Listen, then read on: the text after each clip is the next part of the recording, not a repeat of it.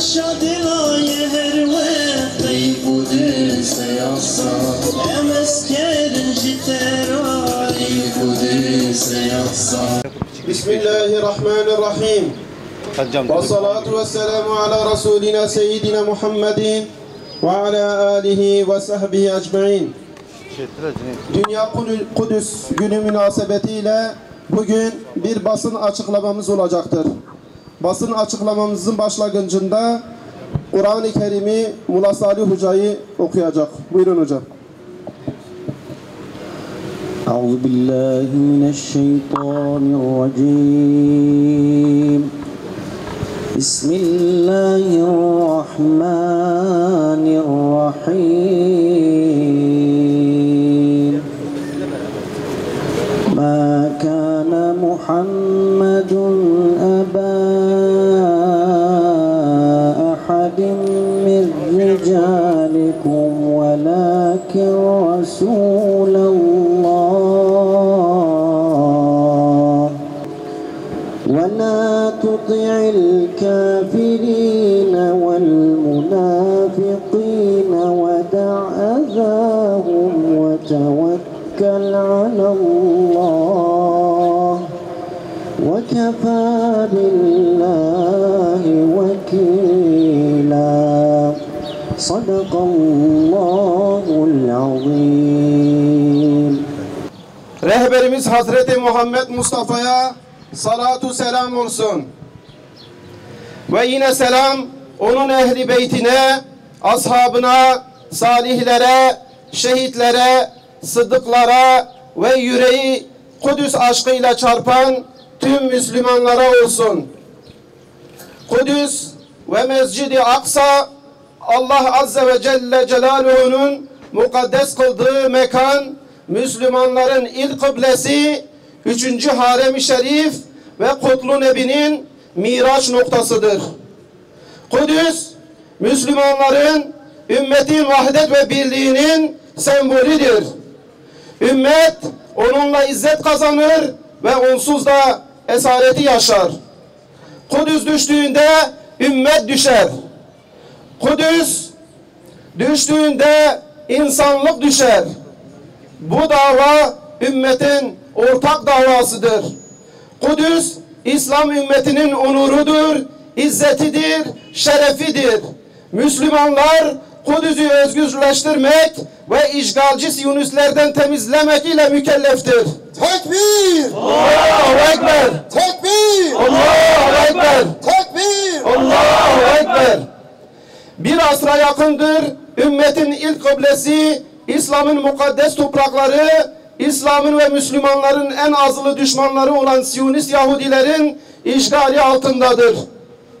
Büyük şeytan Amerika ve İslam düşmanı batılı devletlerin desteğiyle barbar Siyonistler, İslam ümmetinin onuruna, izzetine, namusuna, kutsallarına göz dikmiş, saldırmaktadır. Siyonist katiller ilk kıblemiz Mescid-i Aksa'nın hürmetini ayaklar altına almakta, orada ibadet eden Müslümanlara saldırmakta, en kutsal 3. mabedimize necis çizmeleriyle girmektedir. Kudüs'e selam, direnişe devam. Kudüs'e selam, direnişe devam. Kudüs'e selam, direnişe devam.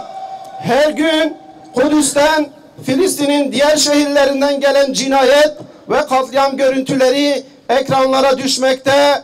Siyonistler kadın, çocuk, çoluk, genç, yaşlı dinlemeden mazlum Filistin halkını katletmektedir. Bu katiller sürüsüne dur denilmezse bugün Kudüs'ün esaret altında olması gibi yarın İstanbul, Tahran, İslamabad, Kahire, Mekke, Medine ve diğer İslam şehirleri de benzer tabloyla karşı karşıya kalacaktır. Ey İslam ümmeti, ey hürriyetlerine düşkün müminler, gözlerinizi açın. Ümmete emanet olarak bırakılmış olan bu mübarek topraklar için mücadele etmek sadece Filistin halkına has değildir. Tüm ümmet yaşananlardan sorumludur ve Kudüs'ün yeniden fethine gücü nispetince mesuliyet taşımaktadır. Filistinli Müslümanlar bütün İslam aleminin yükünü omuzlarında taşıyarak ümmetin izzetini korumaya çalışmaktadır. Bakınız aziz İslam kahramanlarının neler yaptıklarına. İntifada Siyonist işgalcilerin de kalbine dayandı. Artık sözde başkentlerinde bile Müslümanların kahredici direnişlerinden emin olmayan, sokaklarda kurka dolaşan Siyonistler var. Allah'ın izniyle direniş şahlanıyor. Batı Şeria işgal altındaki 1948 toprakları ve bütün Filistin birer Gazze olma yolunda. Yeni bir intifadanın ayak sesleri Siyonist işgalcilere kabuslar yaşatıyor. Siyonist işgalcilerin yıkılışı yakındır. Bu Allah'ın ve onun Resulünün müjdecisidir. Cizre'den Kudüs'e selam. Cizre'den Kudüs'e selam. Cizre'den Kudüs'e selam. Bugün bizler de bu davaya sahip çıkmaz ve Kudüs'ün özgürlüğü için üzerimize düşen vazifeleri yerine getirmezsek hepimiz vebal altında kalırız. Zalimlerin esareti altında zillet içerisinde debelenir ve ebedi alemde de hesabını veremeyiz. Müslümanların ortak davası olan Kudüs'ü ümmetin vahdetine vesile kılmak, ihtilaf ve suni ayrılıkları bu dava için bir tarafa bırakmak ve Siyonist İsrail'e karşı yek vücut olmak gerekmektedir. Bilindiği gibi bugün bütün dünyada Dünya Kudüs Günü. Bugün Müslümanlar dünyanın dört bir tarafında meydanlara akın etmiş durumda. Kudüs'ün davası için ümmet evlatlarının elleri Kudüs için duada. Yükselen haykırışlar Kudüs için. Gün Kudüs için feryat etme, fedakarlık yapma günüdür. Kudüs davasını omuzlama, Kudüs için feda olma günüdür. Ümmetin özgürlük ve izzeti Kudüs'ün özgürlük ve izzetine bağlıdır. Çünkü gelin hangi millet, parti, tarikat, cemaat ve hareketten olursak olalım, vahdet ve uhuvvet içinde Allah'a dayanarak Kudüs'ün düşmanlarına karşı mücadele edelim.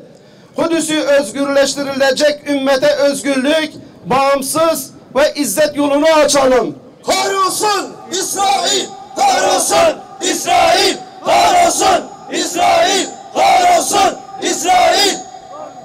Katılan tüm duyarlı Müslümanlardan da Allah razı olsun. Allah ibadetlerinizi, oruçlarınızı, namazlarınızı kabul etsin.